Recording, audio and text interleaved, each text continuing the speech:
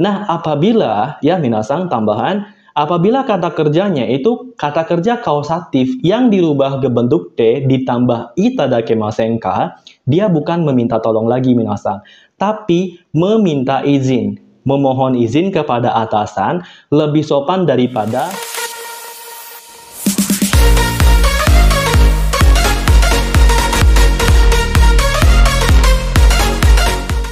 Minasang konnichiwa, Magi Sensei desu. Hari ini kita masuk pertemuan ke-26 ya minasang. Di pertemuan ini kita belajar bahasa Jepang bab 48 pada buku Mina no Nihongo 2. Oke, langsung aja kita masuk ke pembahasannya ya minasang.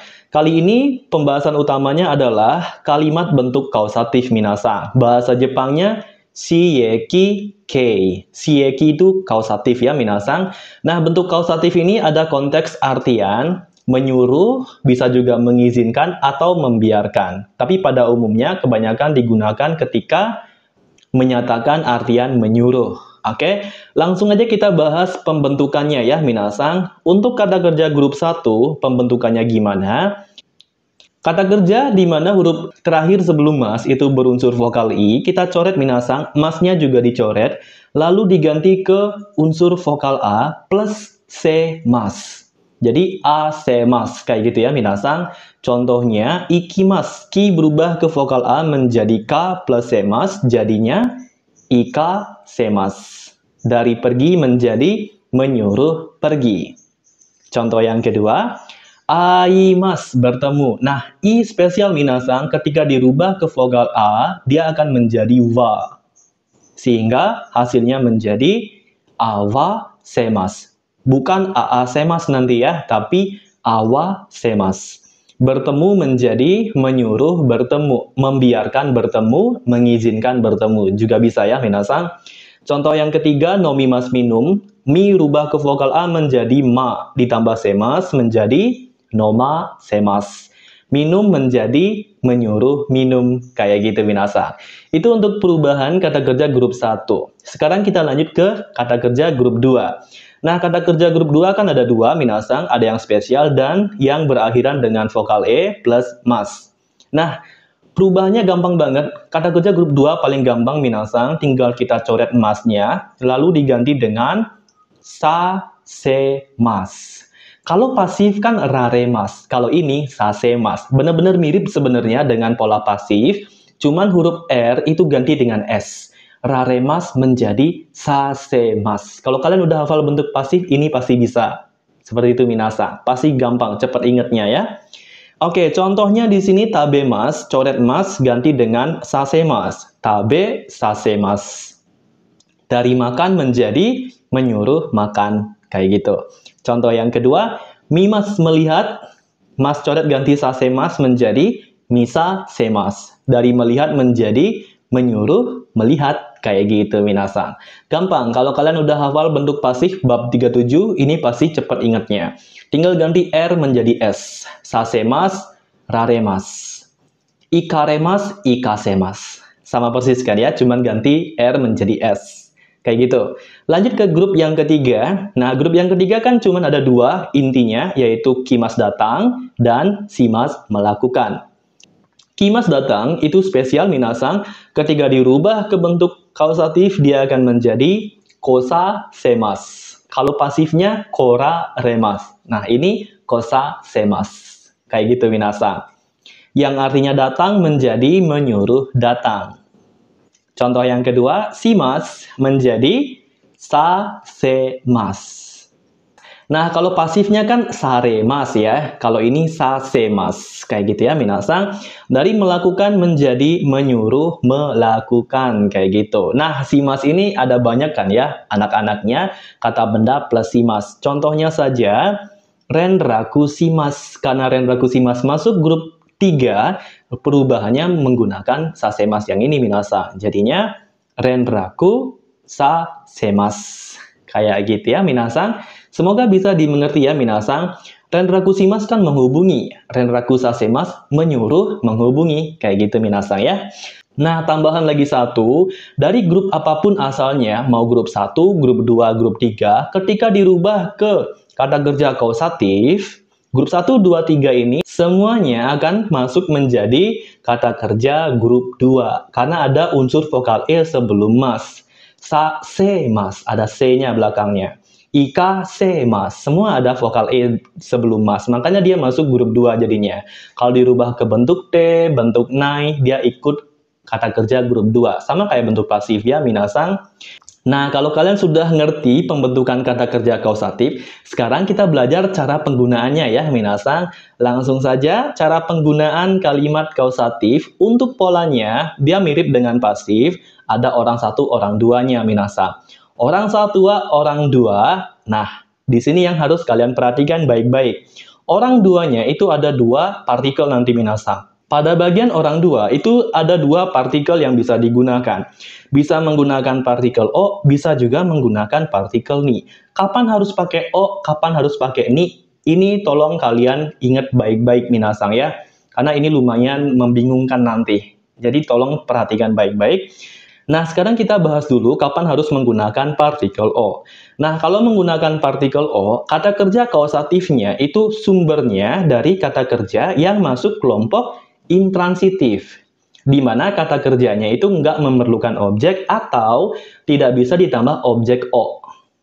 Seperti tidur, pergi, itu kan nggak ada objeknya, minasang. Nah, itu masuk intransitif nanti. Kalau kata kerja yang digunakan adalah kata kerja intransitif, kayak gini contohnya, pergi, tidur, bermain, duduk, dan sebagainya, orang dua harus ditandai dengan partikel O. Oke? Tolong diingat baik-baik ya, minasang. Nah, orang satu di sini itu berperan sebagai pelaku, sedangkan orang dua sebagai target yang disuruh nanti, minasang. Sehingga pola ini bisa kita artikan, orang satu nyuruh atau membiarkan orang dua untuk ngelakuin sesuatu. Langsung aja kita lihat contoh-contohnya. Contoh yang pertama, Chichi wa ani o soto de asoba semasta. Oke, Ani itu kakak cowok, Cici kan bapak ya, minasang. Sotode itu di luar. Asobasemas dari kata asobimas, bermain. Asobimas masuk intransitif, minasang. Dia nggak ada objek O nanti. Palingan ada temennya siapa, sama siapa, atau di tempat mana mainannya. Oke, nggak ada objeknya nanti dia. Sehingga bisa diartikan ayah nyuruh kakak main di luar. Seperti itu ya, minasang. Kalau kalian ingin menyatakan main game, main catur, itu pakai oksimas, bukan asobimas nanti ya, minasang. Asobimas cuman bilang mainan, gitu aja. Contoh yang kedua, watashi wa kodomo o gakko e ikaseta. Nah, ini bentuk casual ya, ikasemasta menjadi ikaseta. Oke, kodomo itu anak, gakko itu sekolah. Karena di sini ikimas, intransitif, orang yang disuruh pakai partikel O. Asobimas juga sama, karena dia intransitif, yang disuruh pakai partikel O. Oke? Untuk kalimat 2 bisa kita artikan, saya menyuruh anak pergi ke sekolah. Kayak gitu ya, minasang.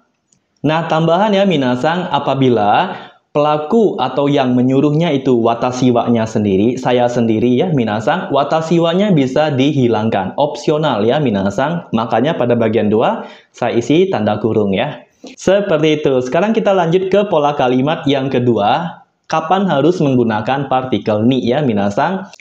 Nah, yang tadi apabila diikuti dengan kalimat intransitif, kata kerja intransitif itu harus pakai O. Tapi kalau diikuti dengan kata kerja transitif, di mana kata kerja itu bisa ditambah objek atau memerlukan objek seperti makan, minum, melihat, dan sebagainya, orang dua ditandai dengan partikel ni. Harus kayak gitu. Nggak boleh pakai O di sini nanti, minasang. Kayak gitu ya, minasang.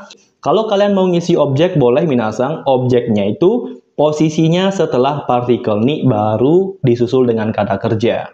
Orang ni, objek O, kata kerja. Kayak gitu ya urutannya.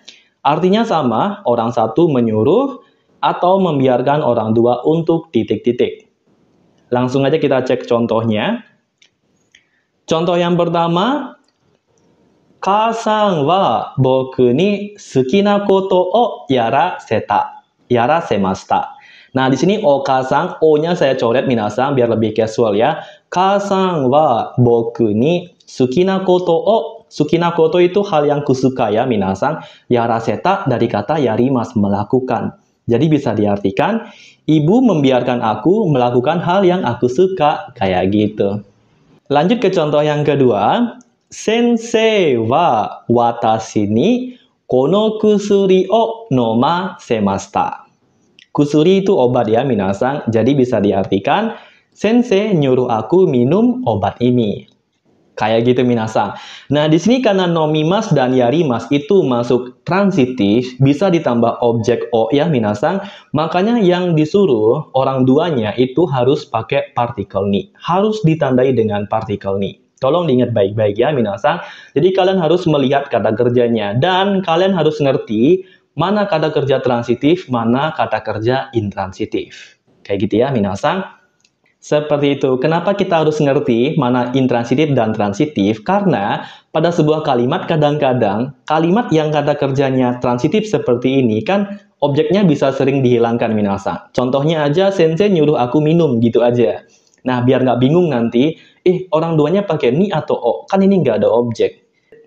Tapi karena dia kata kerja transitif, masuk grup transitif, tetap orang duanya harus pakai ni. Kayak gitu. Jadi yang dilihat adalah kata kerja, bukan ada objek atau enggaknya ya. Karena walaupun dia kata kerja transitif, bisa aja dia nggak diisi objek nanti, minasang. Kayak contoh yang tadi saya bilang ya. Seperti itu. Jadi kalian harus ngerti mana transitif, mana intransitif. Yang dilihat di sini adalah kata kerjanya. Oke? Seperti itu ya, minasang. Sekarang kita langsung aja masuk ke tambahan ya, minasang. Nah, tadi kan saya bilang, apabila pelaku ditandai dengan partikel o, berarti kan kata kerjanya masuk grup intransitif. Pergi, pulang, datang, dan sebagainya. Nah, sekarang tambahan, minasang. Nah, tambahannya, apabila pada kalimat intransitif, tempatnya ditandai dengan partikel o, orang duanya nggak ditandai dengan o lagi, minasang, tapi ditandai dengan partikel ni, meskipun kata kerjanya masuk grup intransitif. Contoh-contoh kata kerjanya apa? Contohnya seperti ini, sanposimas jalan-jalan, watarimas menyeberang, hasirimas lari, magarimas belok, dan sebagainya. Ini udah sempat kita pelajari ya, minasang, kata kerja di mana tempatnya itu ditandai dengan partikel o. Kalau nggak salah, kita sempat bahas di materi bab 23 ya, minasang, kalau nggak salah ya. Nah, semua kata kerja yang saya tulis di sini itu tempatnya nanti pakai o. Karena tempatnya udah pakai o, orang duanya pakai ni nanti, minasang. Ini pengecualian ya, minasang. Meskipun dia intransitif, pengecualian ya. Seperti itu. Nah, posisi tempatnya nanti setelah orang ni nanti, minasang, bukan di awal nanti. Ini sama dengan pasif. Orang-orangnya dulu dibikin, baru kalimat selanjutnya. Tempat objek itu setelah orang dua ni ya, minasang. Oke, langsung aja kita lihat contohnya. Contoh yang pertama, kodomo ni kouen o sanpo sasemashita. Watashi wa-nya udah saya coret. Langsung kodomo ni ya, minasang. Artinya aku mengizinkan anak jalan-jalan di taman. Bisa juga aku nyuruh anak jalan-jalan di taman. Nyuruh mengizinkan itu sama. Pada bahasa Jepang pakainya pola ini, minasang ya. Pola kausatif kayak gitu. Contoh yang kedua, watashi wa musume ni michi no hidari gawa o arukasemasu. Musume itu putri, michi no hidari gawa. Jadi di sebelah kiri jalan kayak gitu. Arukasemasu dari kata arukimas, jalan kaki.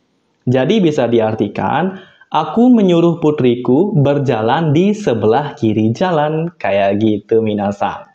Semoga bisa dimengerti ya, minasang. Sanposimas, arukimas, dia masuk intransitif. Tapi karena tempatnya pakai partikel o, orang yang disuruh harus pakai partikel ni. Kayak gitu ya, minasang. Itu tambahannya, pengecualian ya, minasang. Seperti itu. Nah, sekarang kita lanjut ke tambahan lagi ya, minasang. Nah, kalimat kausatif itu nggak bisa kita gunakan kepada atasan. Kan nggak etis ya, bawahan nyuruh atasan, minasang. Nah, kepada atasan, kita akan menggunakan pola kalimat te itadakimasu atau te moraimasu kepada teman nanti, minasang. Nah, kepada teman, apakah nggak boleh pakai pola menyuruh? Boleh-boleh aja. Tapi kalau kalian mau bilang dengan bahasa meminta, itu pakainya pola ini nanti, minasang. Bebas, kepada teman tuh bebas ya. Kalau kepada atasan harus pakai te itadakimasu. Jadi itadakimasu dan moraimasu itu nggak hanya menerima dan mendapat, bisa juga untuk menyatakan meminta nanti.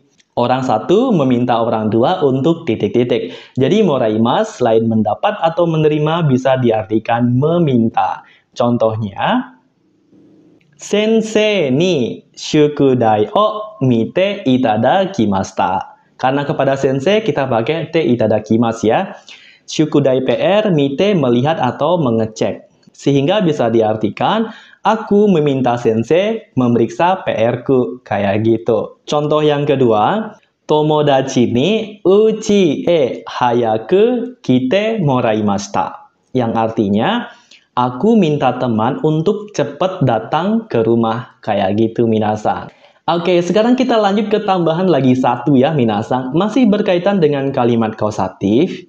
Nah, dulu di bab 26 buku Minano Nihongo 2, kita belajar pola kata kerja bentuk te itada kemasen ka, yang bisa diartikan, dapatkah Anda titik-titik untuk saya? Pola kalimat yang digunakan untuk meminta tolong dengan sangat sopan. Oke, nah apabila, ya minasan tambahan, apabila kata kerjanya itu kata kerja kausatif yang dirubah ke bentuk te ditambah itadakemasen ka, dia bukan meminta tolong lagi minasan, tapi meminta izin, memohon izin kepada atasan lebih sopan daripada temo ii desu ka? Kayak gitu minasan. Sehingga pola ini, kalau dia menggunakan bentuk kausatif ya minasan, kausatif te itadakemasen ka, itu bisa diartikan, tolong izinkan saya titik-titik. Seperti itu. Tambahan ya minasan, kalian lihat kata kerjanya. Kalau dia kalimat biasa ya minasan, bentuk te itadakemasen ka, artinya tolong, minta tolong. Kalau dia bentuk kausatif, artinya meminta izin. Oke, contohnya. Contoh yang pertama, Choushi ga warui no de, kyou hayaku kaerasete itadakemasen ka? Kaerasete dari kata kaerimasu ya minasan. Choushi ga warui, kondisi badan gak baik. Jadi bisa diartikan, karena kondisi badan gak bagus, tolong izinkan saya pulang lebih cepat, lebih awal. Kayak gitu ya minasan. No de di sini pola karena ya, materi bab 39. Contoh yang kedua, nah ini bentuk casual minasan ya. Boku ni yarasete kureru. Boku itu saya ya minasan, yarasete yarimas melakukan. Jadi bisa diartikan, izinkan aku yang ngelakuin, yang melakukannya. Kayak gitu ya minasan, ini bentuk casualnya. Oke? Jadi, nggak harus pakai itadakemasen ka belakangnya. Bisa kudasai nanti, kudasaimasen ka, kurenai, dan sebagainya. Intinya, kata kerjanya yang harus pakai bentuk kausatif. Seperti itu ya minasan, semoga bisa dimengerti materi hari ini ya minasan. Kalau kalian ada pertanyaan, langsung tulis di kolom komentar ya. Sekarang yang terakhir saya kasih kalian latihan, silahkan kalian kerjain di kolom komentar, biar kita bisa koreksi bersama hasilnya ya.